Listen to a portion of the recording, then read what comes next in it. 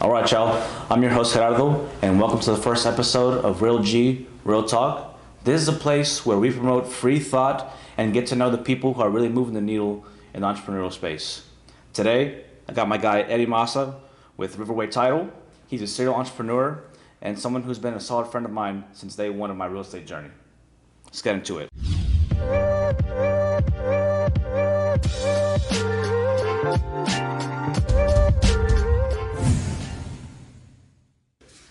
Eddie, how the hell are you? I'm doing really fantastic today. We matched today. We color coordinated. I'm just happy we did it. Don't worry. It's pretty funny. I was very close to wearing a shirt just like that, which now I should have. I should have like. Great minds think alike, so it's fun. No, you look great. You look Thanks. great. Same with you, man. Thank you. Thank you for taking the time out of your busy schedule to come out, shoot this podcast. Being the first one, it means a lot to me. When we were thinking about who to have on this podcast, there was honestly no other first choice. I appreciate that. I'm honored to be here. Given that, how we met, right? Very humble beginnings, right? So I started as a food runner at MAD, and that's when I first met Eddie. My first impression was like, okay, this is like Jordan Belfort Jr. here. Trying to be, man. He's trying to be a wolf. He's like at that time you were a nightlife manager, correct? Yes. So tell me a little bit more about how you got into that role. I started in the nightlife industry when I was 15 years old. Started promoting teen nights in high school, and that's kind of how I got into it. And I blew that up to like 1,000 people there in the summers. Nice. Then jumped into different jobs while I was in college. I worked at Clay, Spire, Chapman and Kirby, and then MAD. So I was a manager at first, but they really put me in that consulting role and the business management role. So I got to like build a concept from scratch. So I was really passionate about that, building teams, like hiring you guys, and also creating the music program and different marketing tactics. So it was a really cool experience. Plus bringing like memories and really cool nightlife experiences to the Houston market it was super fun. So, and the network you meet out of that was insane. So. Right. And I mean, I think you said it best. You made it a very memorable experience. I mean, for me, that was my first time in that kind of space. And I just thought, wow, this is what adults do. They spend a lot of money in restaurants. Yeah, for no sure. kidding. And they have a blast doing it. I'm like, okay, let's get our Wolf of Wall Street on, And then during that time, though, if I'm not mistaken, that was when COVID had occurred. Yeah, so that was 2019 I started that. 2020 COVID hit, but I was actually working at Riverway Title while I was at MAD, because once it started opening, I was only working on weekends at MAD. So that's right. I had some free time. I always double hustle when I was younger. So that was a cool transition. And then COVID hit, that kind of like made me think like, hey, I don't want to be in this industry anymore because you don't know what's going to happen. Plus, with the mask, I was hiding my dimples. So the old ladies were, getting mad at me at the restaurant. I'm just kidding. But that was another reason why I was like, hey, let's go full force into real estate, and it was starting to pick up more. So it was a weird transition, but it worked out. There was definitely more of a pull factor towards real estate. I mean, you saw firsthand just how it kind of disappeared almost in nightlife in that short amount of time. Were there any other factors in the nightlife that just kind of made you want to close that door? Yeah. The hours too. I want to say like hospitality is probably one of the hardest jobs out there. You're on your feet all day. You're handling customers. It's a lot of work. Plus the hours. I'm working until 2 a.m. on the weekends, and like as I get older, okay now, I wanted to slow it down and have like a more set schedule so I can actually do stuff I love. Yeah. I mean, on top of all that, putting out fires adds on a lot of stress. Kind of. Yeah. I was good at it, so it wasn't that bad. He's a pro. I'm like, maybe for me, but no, he's like, the server sent me, he's like, Eddie, this customer's being so rude. Can you go over there? I'm like, yeah, sure. And I go, hey, is everything okay? And then they just smile, and I'm like, here's some champagne, and everything's good. So I'm like, what's wrong? I don't know what happened. So I don't know. I had some good suavemente tactics that worked. Life lesson, guys. Champagne fixes everything. It does. All right. Now, let's get down to business, right? I know your title is business development, but for someone who doesn't know you, how would you explain that? So my job at Riverway Title is to bring business into Riverway Title. So my boss hired me. He's like, we're a marketing company that does title, and I took that bull by the horns. I'm like, all right, so let's do marketing first, and then that's how I'll bring business in. So that's been a really good, easy transition from hospitality to that, because I used to do that in hospitality too. Wow. Yeah. And you've been doing that for how long now? Almost 6 years now. Time flies. Yeah. feels like yesterday, but it's going well. So knowing now what you know today about the business development space, what would be some advice you would give yourself from year one? Honestly, it's I was thrown in the fire, so I didn't have any training. Just try it out. If it doesn't work out, adjust, and you don't know unless you really try. That's really the biggest thing. And even whether it's real estate or in life, it's like you might as well give something a shot, see if it works, test it out. If it does work, awesome. If it doesn't, then adjust and make it right. I love that. Leave no stone unturned. Give it your best. What else can you do, right? 100%. I know you've got a lot going on outside of title, real estate, social, coffee shops, clubs. Before, how did you end up juggling all that? I mean, what made you want to build outside of just the real estate space as well? It all kind of synergized together. The bar stuff too, I partner with a few business partners of mine. We have Sneaks in Midtown, which is a coffee shop and speakeasy, and then we have Provecho, which is a Latin club. So I'm more hands off now, but when we first opened, I was there helping you build and get all the stuff ready to rock, so I can just be hands off and focus more on real estate. And at that time, the real estate market was a little slower, so I had a little bit more time on my hands to dedicate to that. But it also feeds itself because I do events there, so it works out. Right. I have meetings there, so it's like another space for me to use and say, hey, look, this is mine if you want to use it. It's just another tool in my belt. And I like what you said right there. You're really extracting as much value as you can from your own space, not just revenue, but like you said, business meetings, events. And I admire that, honestly. It's like, okay, he owns the place. He's doing the things. Like, why can't I be more like Eddie? You can. It's not hard, I promise. Well, first we gotta start dressing the same. Right? We dress the same. That's the first part. Look the part, fake it till you make it, and then you'll make it. But there you go. all this stuff just happens. Just a little bit of luck too. Yeah. But it's also the network you meet, and that's what gives you all these opportunities. And I like how you just said that, the network, right? How important, you've been in this for so long, how important is it to have a great, rock-solid team to get you to accomplish that goal? Oh, extremely. I mean, just from the title side, I can't do what I do if my team sucks. Whether in the bar side too, if my team sucks, I'm not bringing people there. So the foundation is having the right team under you so you can grow and do your thing and work to get more business that way. Right. So it's extremely important. Even in real estate as an agent, you need to have a good support team, a good broker, good team members to help you grow. So it's the same dynamic there. It's a very good point. It's a very good point. Like we mentioned, Eddie and I, we go way back. You definitely helped me open doors in the real estate industry, which thank you again. But who helped you when you were starting out? Who opened those doors for you?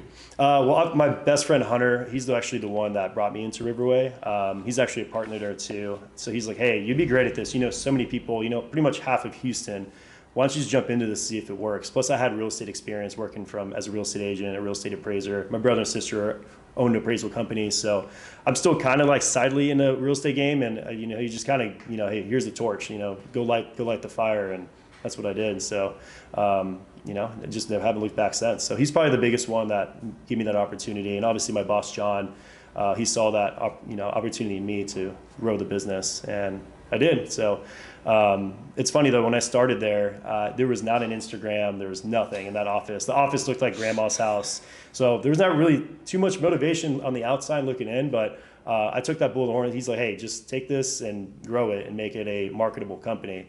So I used my hospitality background and grew that business on the marketing side to get more exposure, obviously for the social media side, but the events that I do, everyone knows what Riverway is now. And that's how we won, Title Company of the Year last year, is because of the marketing tactics that was a part of as well. It works. Yeah. Marketing works. Social media works. As much as I didn't like to believe beforehand, but here we are now, right? We're doing the things, we're recording the content, and the important part is that someone led the way for you, right? And now you're doing the same for me, and now in the future I'll be doing the same for the next generation. So it's all about leaving a legacy. That's our goal. Each one, teach one, right? 100%. Now, in that time, you've definitely helped connect me with other people in the real estate industry, and you helped do that with lots of other people through the real estate social. What was your vision behind that, and what do you think it's done for the Houston real estate scene? Oh man, when I first started, we all went to events. They were kind of lame, to be honest. So I was like, all right, let's use my experience and create something cool and create an updated real estate culture. So right after COVID, I was like, you know what? I'm going to create this event, create a brand, and just grow to get in front of agents and other real estate professionals, and to grow Riverway's brand. So I started that a little bit after 2020, but once COVID started slowing down. And it's been going on for almost 5 years now. And as you know, you take an opportunity to meet brokers, other agents, builders, you name it, at this space. And for me, obviously, it's my biggest lead generation. But we haven't skipped a beat. I've kind of had it in cruise control. I do all the marketing for it. We literally set up the pop-up tent, the whole thing. But I think it really put a staple on the real estate culture by adding that to the mix, and at least in the Houston area. Yeah.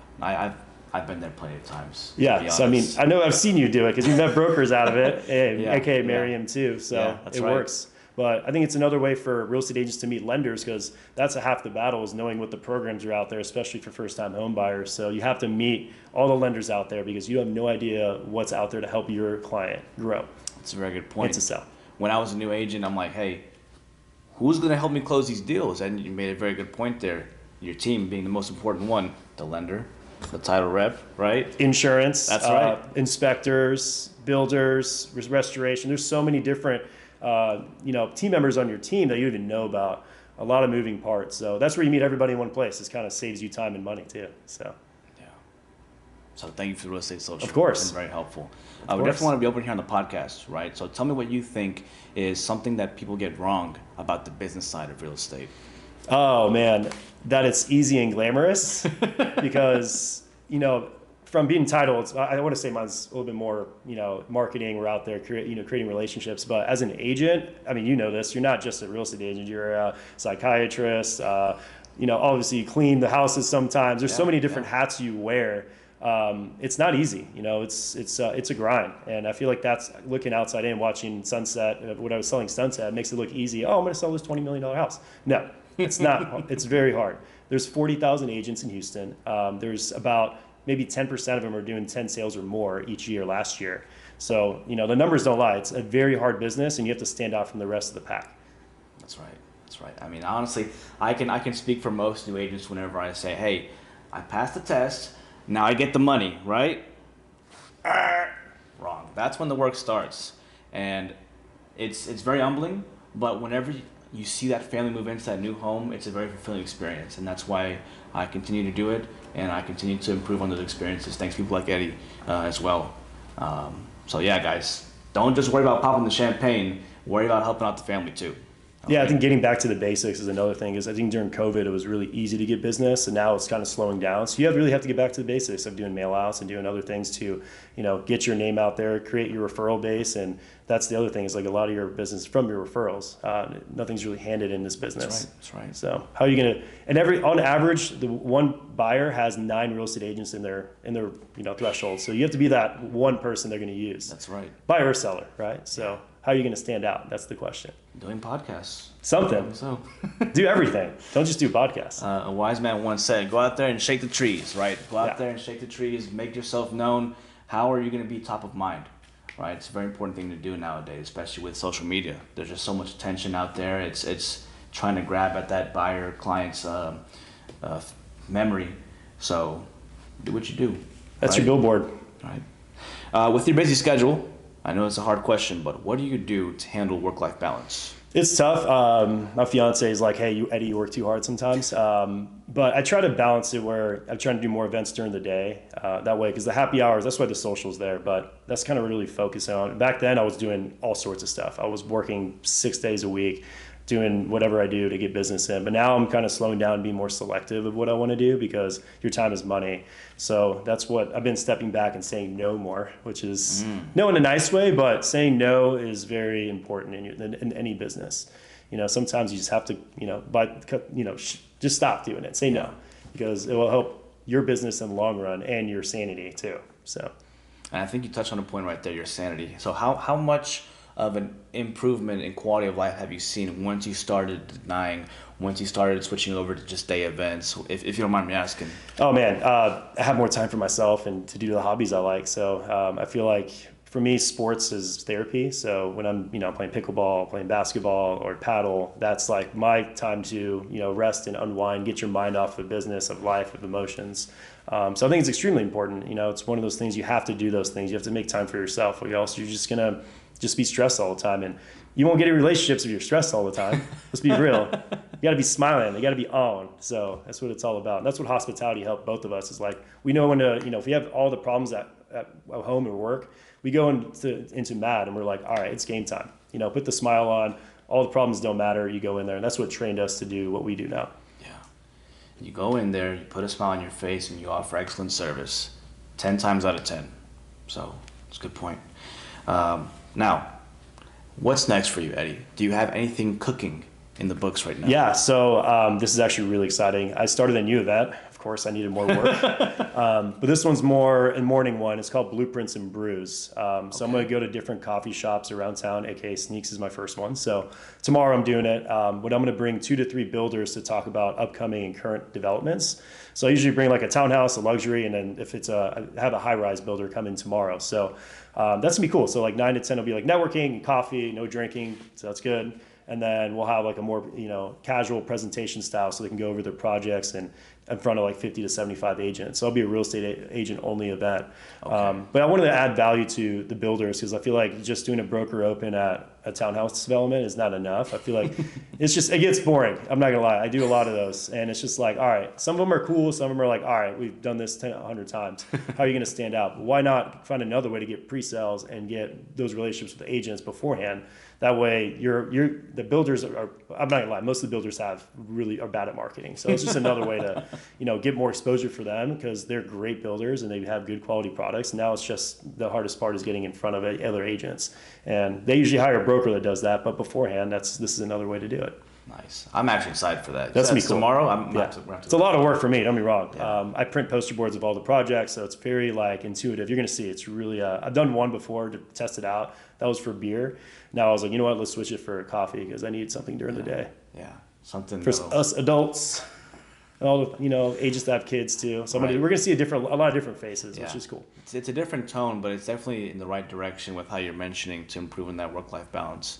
I'm excited for that. You'll definitely see me there tomorrow. It's gonna be cool. Now, one last thing before we go, we do want to end with a segment I'm calling closing time.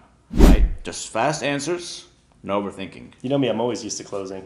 I have Riverway title only. Are you ready? Let's go. Pickleball or golf? Pickleball all day. Red or blue? Blue. Duh. That was too easy. Fix and flip or buy and hold? Fix and flip. Okay. Other than your own, what's the best bar in Houston? Best bar in Houston? Man, that's a tough one. I love Anvil. That's a classic. Me too. Yeah. Dream car, no budget. Ferrari 250 GTO. It's about 50, 60 million. Why not? Just a light. What's a luxury you'll never give up? Oh, man, that's a tough one. Massages. Okay. I like that. Best Houston neighborhood? I like Memorial. That's where I grew up. Nice. And last one. When's the wedding? Oh, next May in Florence. So that'll be fun. Well, you gotta learn Italian a little bit, but it's okay. All I know is this. Silenzio, bro. Silenzio, scusi, signore. Oh my God. All right, Eddie. That's a wrap on today's episode. Thank you for coming on. I appreciate it. Where can people connect with you? Give a shout on your platforms. Oh yeah, Instagram. That's my biggest platform. It's at Houston Real Estate Guy. Facebook, MySpace. I'm just kidding. All the good ones I'm on there, but just follow me. I post a lot of cool content, as you know, and that's my goal is to keep engaging with other people to, make that synergy and create those relationships. That's right. You're very good at that, Eddie. That's right. Thank you, and thank you all for tuning in. Don't forget to follow along for more episodes of Real G, Real Talk, and we'll catch you on the next one.